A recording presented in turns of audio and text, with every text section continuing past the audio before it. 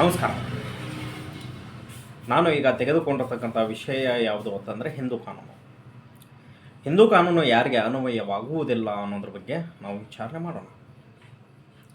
ಹಿಂದೂ ಕಾನೂನು ಯಾರಿಗೆ ಅನ್ವಯವಾಗುವುದಿಲ್ಲ ಅಂತಂದರೆ ಹಿಂದೂ ತಂದೆಗೆ ಮತ್ತು ಮುಸ್ಲಿಂ ತಾಯಿಗೆ ಜಾರತ್ವದಲ್ಲಿ ಜನಿಸಿದ ಮಗು ಆಗಿರ್ತಾರೆ.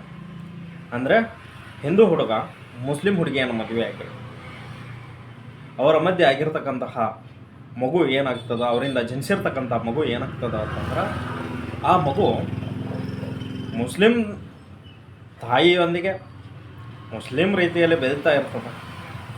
ಆದ ಕಾರಣ ಆ ಮಗುವಿಗೆ ಹಿಂದೂ ಕಾನೂನು ಅನ್ವಯ ಆಗುವುದಿಲ್ಲ ಅಂಥೇಳಿ ನಾವು ನೋಡ್ಬೋದು.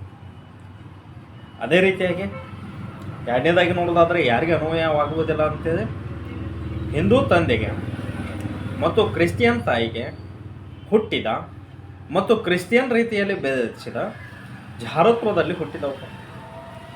ಅಂದರೆ ಹಿಂದೂ ಹುಡುಗ ಆಗಿದ್ದರೆ ಅದೇ ರೀತಿಯಾಗಿ ಹಿಂದೂ ಹುಡುಗ ಕ್ರಿಶ್ಚಿಯನ್ ಹುಡುಗಿಯೊಂದಿಗೆ ಮದುವೆಯಾಗಿ ಅವರಿಂದ ಜನಿಸಿರ್ತಕ್ಕಂತಹ ಮಗು ಕ್ರಿಶ್ಚಿಯನ್ ರೀತಿಯಲ್ಲಿ ಬೆಳೆಸಿದರೆ ಆ ಮಗುವಿಗೆ ಏನಾಗ್ತದೆ ಅಂತಂದರೆ ಹಿಂದೂ ಕಾನೂನು ಅನ್ವಯವಾಗುವುದಿಲ್ಲ.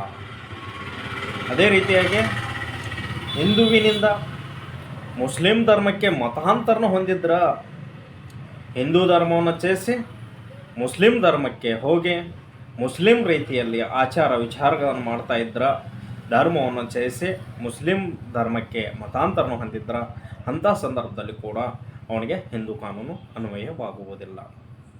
ಅದೇ ರೀತಿಯಾಗಿ ನಾಲ್ಕನೇದಾಗಿ ನೋಡೋದಾದರೆ ಹಿಂದುವಿನಿಂದ ಕ್ರಿಶ್ಚಿಯನ್ ಧರ್ಮಕ್ಕೆ ಮತಾಂತರನ ಹೊಂದಿದ್ರ ಯಾವುದೇ ಒಬ್ಬ ವ್ಯಕ್ತಿ ಹಿಂದೂ ಧರ್ಮದಲ್ಲಿ ಹುಟ್ಟಿದ್ರೂ ಕೂಡ ಆ ವ್ಯಕ್ತಿ ಕ್ರಿಶ್ಚಿಯನ್ ಧರ್ಮಕ್ಕೆ ಮತಾಂತರನ ಹೊಂದಿದ್ರ ಆ ಸಂದರ್ಭದಲ್ಲಿ ಏನಾಗ್ತದ ಅಂತಂದರೆ ಹಿಂದೂ ಕಾನೂನು ಅವನಿಗೆ ಅನ್ವಯವಾಗುವುದಿಲ್ಲ ಅಂತ ಹೇಳಿ ನಾವು ನೋಡ್ಬೋದು.